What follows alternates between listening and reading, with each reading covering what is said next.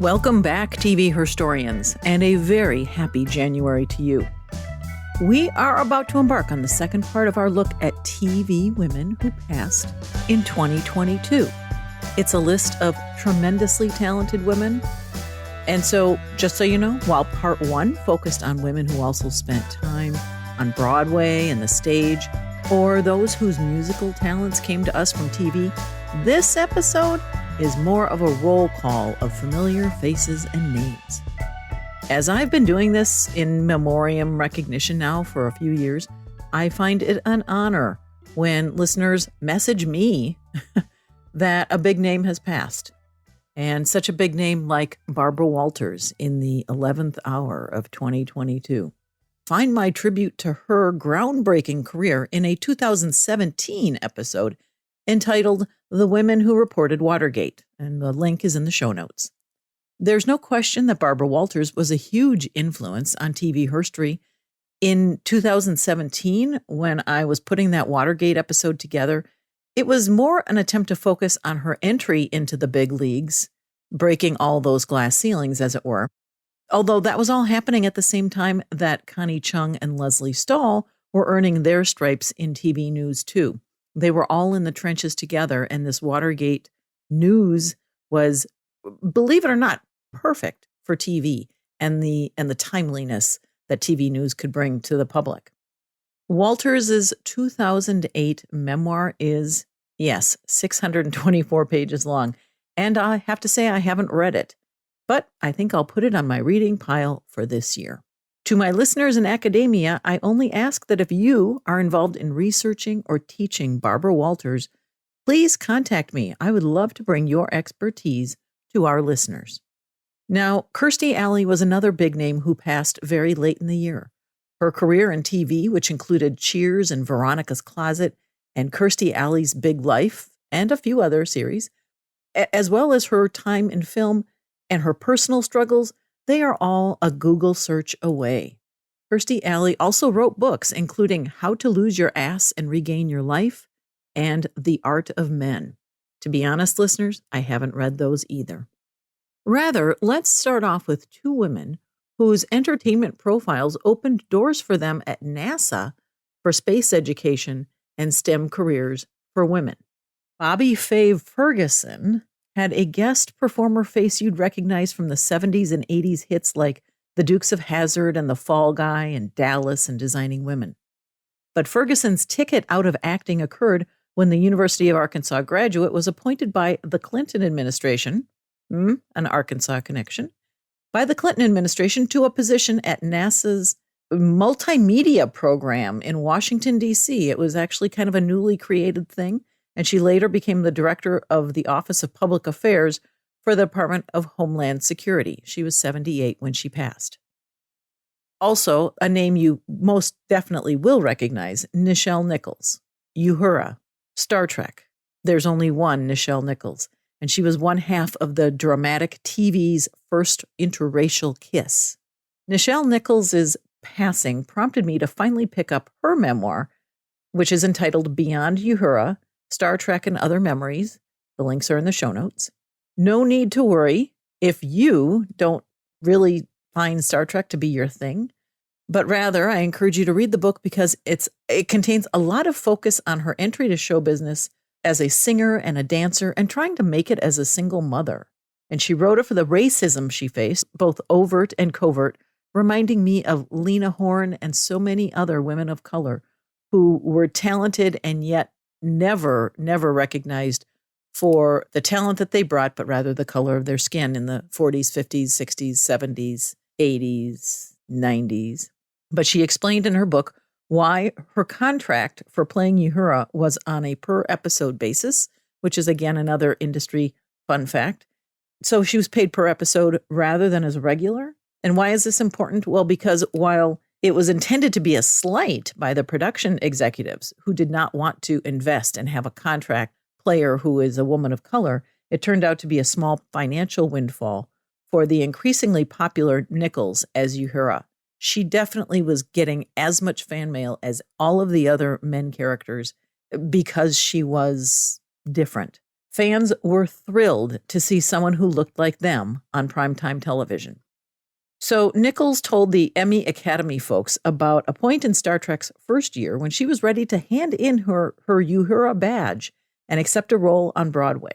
And that plan changed based on an unexpected conversation.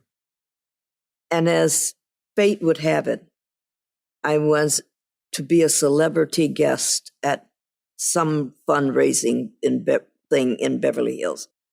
I believe it was an NAACP fundraiser, and I had just been taken to the dais and sat down when the organizer came over and said, Miss Nichols, and he said, listen, there's someone here who said he is your biggest fan and he's desperate to meet you. And I said, oh, thank you. So I said, certainly. And I stand up and turn, and I'm thinking, it's a Star Trek fan, looking for a young man who's a Star Trek fan. I turn, and instead of fan, there's this face the world knows with this beautiful smile on it. And I remember thinking, whoever that fan is going to have to wait, because Dr. Martin Luther King, my leader, is walking toward me, not 10 feet away, with a beautiful smile on his face. And then this man says, yes, Miss Nichols, I am that fan. I am your best fan, your greatest fan. As a matter of fact, this is the only show on television that my wife, Coretta, and I will allow our little children to stay up and watch. I so enjoy the Television Academy Foundation's YouTube channel so much because they really take and took the time to sit with people and capture the story. They are an incredible resource to this podcast, and they are so credible. And you know that there's a tremendous amount of trust in the room when Nichols, who has told and retold this story 1,000 times, you just know it, because of her impression of Dr. King, which is flawless. He said, we admire you greatly, The manner in which you've created this role has dignity and so forth. And I said, Dr. King, thank you so much. And then I got the courage to say, and I really am going to miss my co-stars. And he said, what do you mean? Dead serious. And I said, well, I'm going to leave Star Trek because I'm going to say have an offer to star in I never got that far. I said, well, I'm leaving Star Trek. He said, you cannot. You cannot. Following Star Trek's run, Nichols, and this is all detailed in her memoir, link in show notes, became a prolific, visible recruiter for NASA and other government STEM-related employment opportunities. This is how diversity landed in STEM back in the 70s and 80s. Nichols thought her career would be as a singer, dancer, and possibly actor, but in fact, her impact to bring more women and persons of color to well-paying jobs that furthered aeronautics, well, that speaks to the wild timing of Dr. Martin Luther King to encourage her to continue on as Uhura. Just saying that sends chills up my spine. We have a great couple stories coming up of women who appeared as themselves and made herstory in the process. It does happen, and there is always a good story behind such a TV event. Take, for instance, Sacheen Littlefeather, who passed away this year at the age of 75 to breast cancer. Most visually remembered for a TV appearance on the 1973 Academy Awards, you may remember, where she represented Marlon Brando on his winning and refusing the award for his Godfather performance. Littlefeather's appearance spurred all sorts of controversy at the time, partly due to Brando using this moment in the spotlight to make a statement on the representation of Native Americans in media. This was a time in American history and politics when, well, we call it critical race theory today, but academics and politicians and communities were confronting the past and even continued treatment of Native Americans by the U.S. government and media as well. Hello, my name is Sacheen Littlefeather. I'm Apache, and I'm president of the National Native American Affirmative Image Committee. I'm representing Marlon Brando this evening, and he has asked me to tell you in a very long speech, which I cannot share with you presently because of time, but I will be glad to share with the press afterwards, that he very regretfully cannot accept this very generous award. And the reasons for this being are the treatment of American Indians today by the film industry,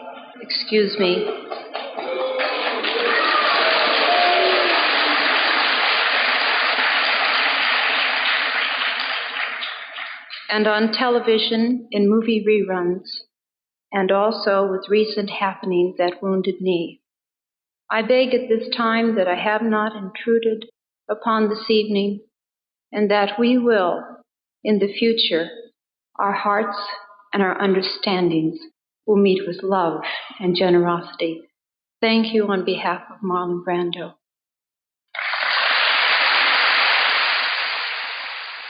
But the simmering controversy was largely revealed following Littlefeather's death just last year. As the San Francisco Chronicle reported in 2022, link in the show notes, her sisters Rosalind Cruz and Trudy Orlandi corrected many falsehoods, or yes, lies, that Sachin told of her heritage and youth. The American Indian movement was in vogue in the early 70s. I don't mean that disrespectfully, but from her vantage point as a Mexican American, well, that movement wasn't in vogue. So she changed her name, and this is all accounted by her sisters, and claimed to be a member of a tribe which had no record of her lineage. She considered her Oscar appearance an opportunity to go viral and advance her career in entertainment, or so say her sisters. And then, listeners, there is Louise Fletcher, who passed at the age of 88. And in TV, you may have seen her in Star Trek Deep Space Nine, and a lot of film, and most recently in the Netflix comedy series Girl Boss or Shameless. But notably, Fletcher won the Academy Award in 1975 for her role in One Flew Over the Cuckoo's Nest. She made TV herstory by delivering the last part of her acceptance speech in American Sign Language, so her deaf parents could fully understand and appreciate her sentiments. Well, it looks like you all hated me so much that you've given me this award for it, and I'm loving every minute of it. And all I can say is I've loved being hated by you. I'd like to thank Fred Roos for remembering me, Miloš Forman for choosing me, Michael Douglas and Saul Zantz for taking a chance and giving me a chance, and Jack Nicholson and a cast of actors whose professionalism, humor, and capacity for getting into their roles made being in a mental institution like being in a mental institution.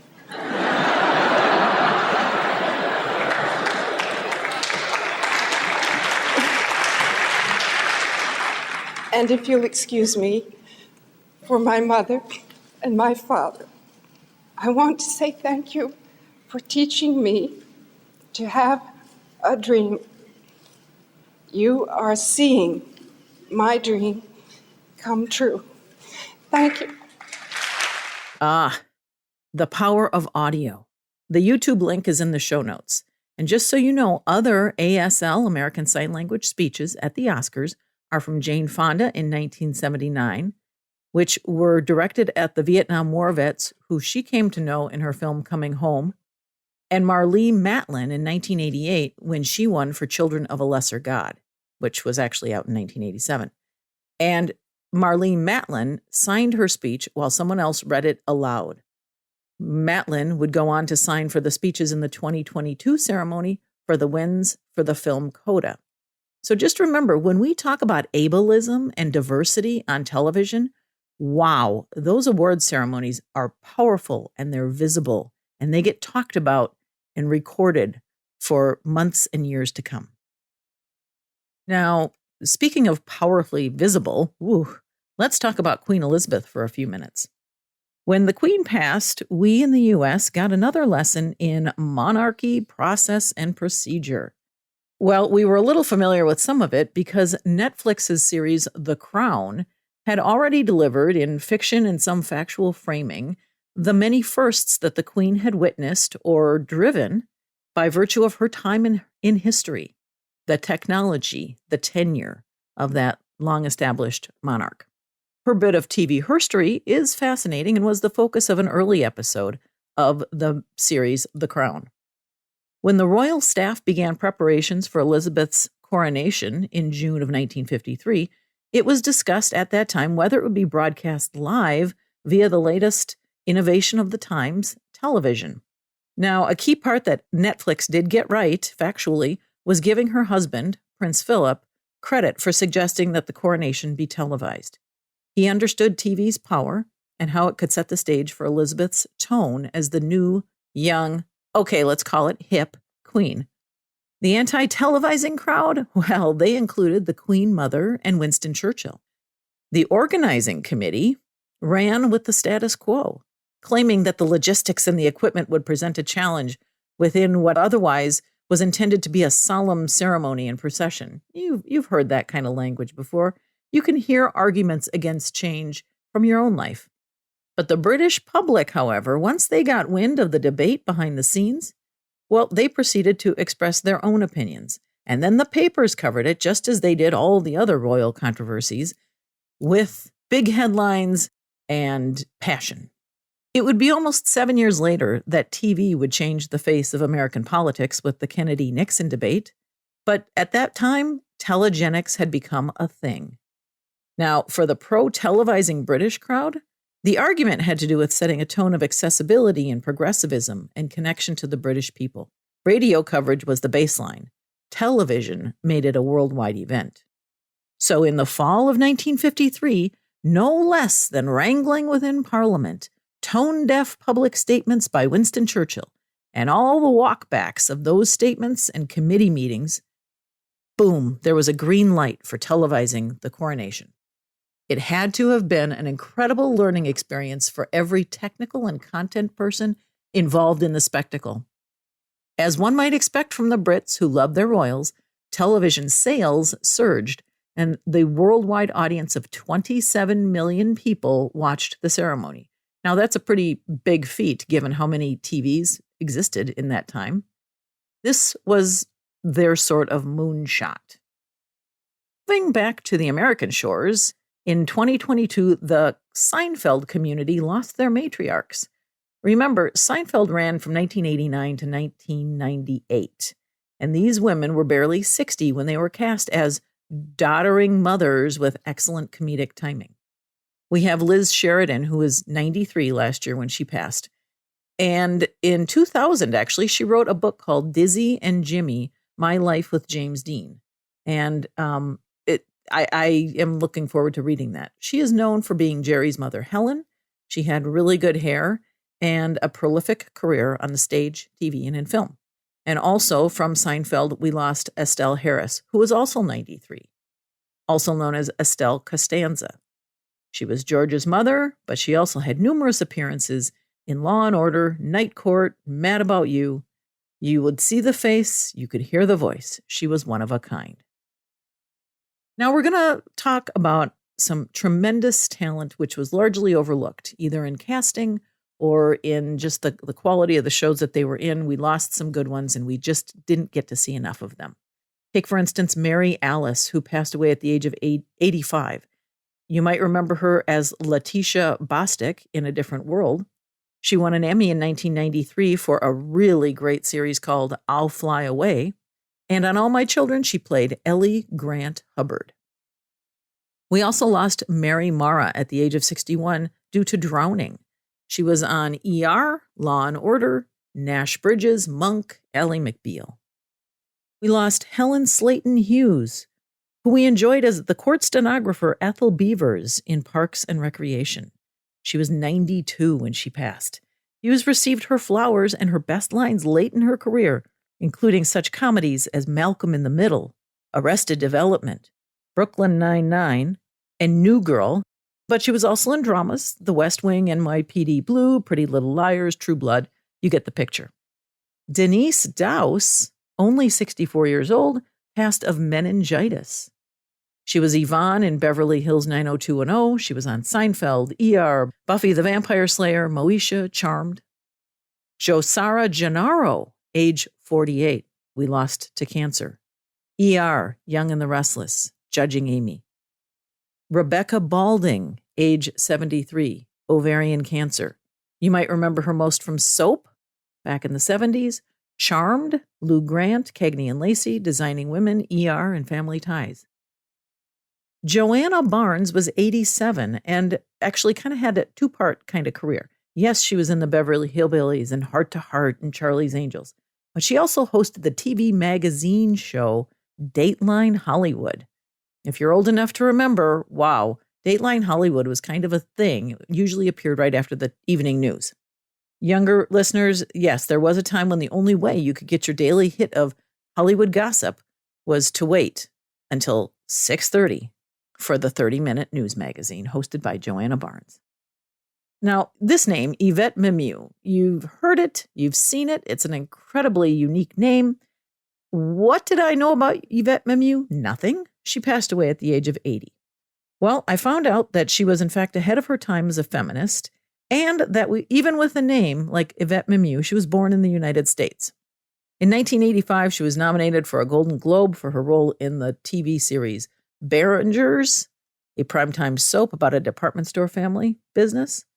Mimieux's career may not appear to be much in IMDb or elsewhere, because early on she loudly criticized scriptwriters for writing women's roles as simplistic and one-dimensional.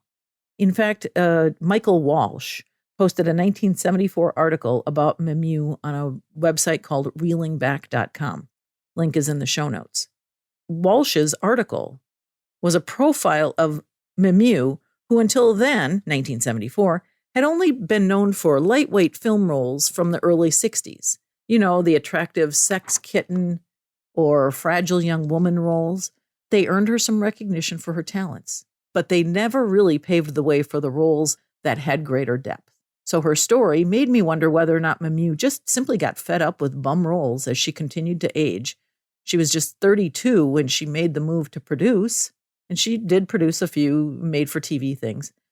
But then ultimately, she was just deemed difficult to work with, and she left show business in 1992. Yvette Mimieux. Daytime is very much a part of Advanced TV Herstory's chronicles, and they too lost a slew of actors who, by Seinfeld mom standards, were really quite young. We've got Marnie Schulenberg, who passed away at the age of 37 due to metastatic breast cancer. Marnie was on As the World Turns, One Life to Live. She had a number of primetime appearances. 37 years old. Lindsay Perlman at the age of 43. She was on General Hospital as well as Chicago Justice, Vicious, The Purge, Empire. Another General Hospital loss, Sonia Eddy, who was Epiphany Johnson, passed away in December at the age of 55. Eddy joined the hospital staff in 2006 as Johnson, but in addition to General Hospital, you may have seen Sonia Eddy on Married with Children, Family Matters, Beverly Hills 90210, Crazy Ex-Girlfriend, Fresh Off the Boat, a Black Lady sketch show. We lost Robin Griggs, who was Maggie Corey of Another World and One Life to Live, to cervical cancer at the age of 49. We lost Catherine Hayes, age of 87. Catherine Hayes had played Kim Hughes on CBS's As the World Turns from 1972 to 2010. That's 38 years as a single character. Listeners, that's TV herstory. Also, another veteran, June Brown, who passed at the age of 95, was a British soap regular who you may have seen if you ever watch British soap operas, EastEnders, which had begun in 1985 and still runs today. Brown portrayed the character of Dot from 1985 to 2020. So yes, 35 years as one character, and that earned her the prestigious distinction of the Most Excellent Order of the British Empire. It's a recognition of contributions to the arts and sciences and anyone's work with charitable and welfare organizations or public service outside of civil service. Now, behind the camera, we lost some really talented women as well. Jana Bennett was 66 years old. We lost her to a brain tumor that had been diagnosed in 2019. She was the former president and general manager of the History Channel, no doubt having to work her way up, with a resume that included being the top director at the BBC and also a leader at the Discovery Channel.